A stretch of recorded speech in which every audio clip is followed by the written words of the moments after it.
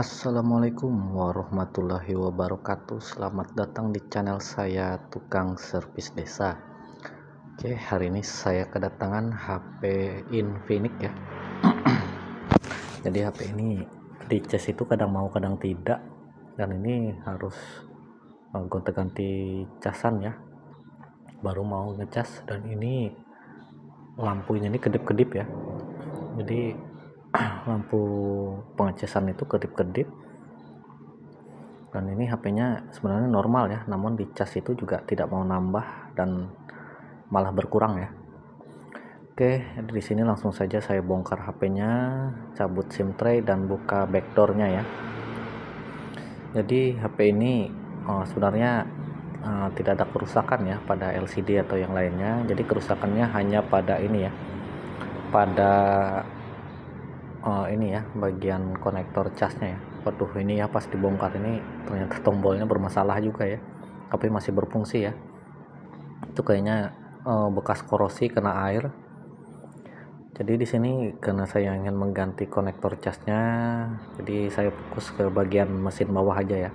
Ini karena terpisah mesin atas dan bawah, jadi hanya bagian mesin bawah yang dibongkar ya. Oke, lepas dulu baut-bautnya. Dan ini ya, untuk bagian bawah ini hanya di bagian bawah saja ya yang dilepas ya, jangan di bagian atas, karena kita akan mengganti konektor casnya ya.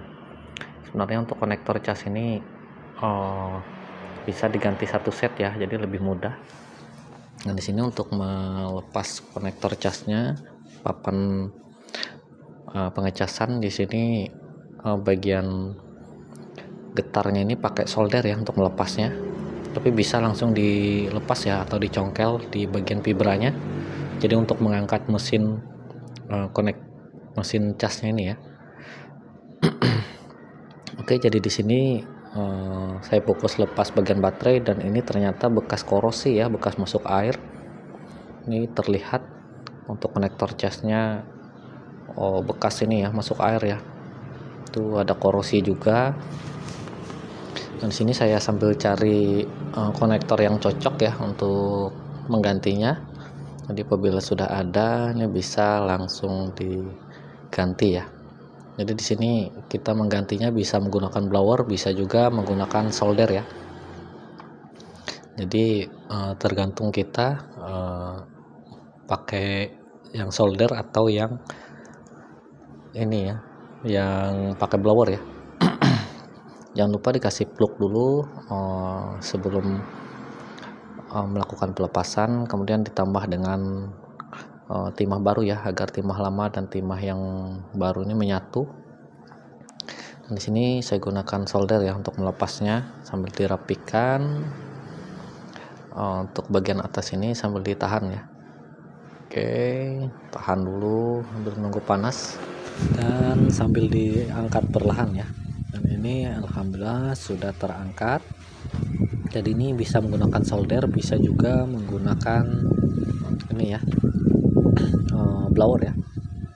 Jadi di sini sebelum dilakukan pemasangan, di sini saya angkat dulu timah lamanya menggunakan solder wick, kemudian rapikan sisa-sisanya ya. Dan ini aduh ya, untuk solder wicknya sisa sedikit ya. Nah, jangan lupa juga ditambah dengan ini ya, ditambah dengan plug ya, agar ini lebih mudah ya pengangkatan timah yang lama. Oke, sambil dipaskan dan ini ya, diangkat timah lamanya. Ini soldernya agak kurang ini ya dengan timah baru ini, jadi agak susah ya untuk mengangkatnya. Ini alhamdulillah sudah pas ya posisinya. Dan untuk timah yang ini ya, untuk konektor yang baru, di sini untuk bagian kakinya saya tambah ya. Nah, di sini saya tambah dengan sedikit timah di bagian kaki-kakinya supaya menyatunya lebih mudah ya. Oke, ini sudah saya tambah sedikit-sedikit di bagian kaki-kaki pinnya ya. Kemudian di cocokkan ke ini ya. Kalau dirasa belum ada timahnya bisa ditambah lagi, kemudian apabila sudah pas bisa dipasang ya. Ini pasang dulu, paskan dulu ya. Dan ini kasih timah dulu di bagian kakinya ya, agar menahan konektor casnya ya. Dan untuk pemasangan ini juga sebenarnya kita bisa gunakan blower, bisa gunakan solder ya, tergantung kita masing-masing ya. Jadi ini kalau simpelnya lebih simpel ganti baru ya sebenarnya, daripada ini ya, mengganti kakinya ini, karena ini prosesnya agak lama ya ketimbang ganti baru.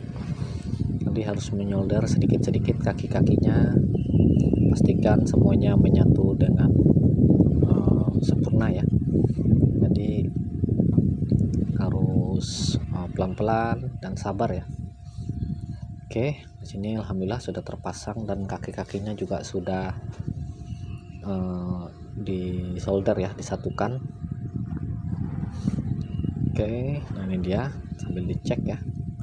Alhamdulillah sudah menyatu ya, tinggal dibersihkan.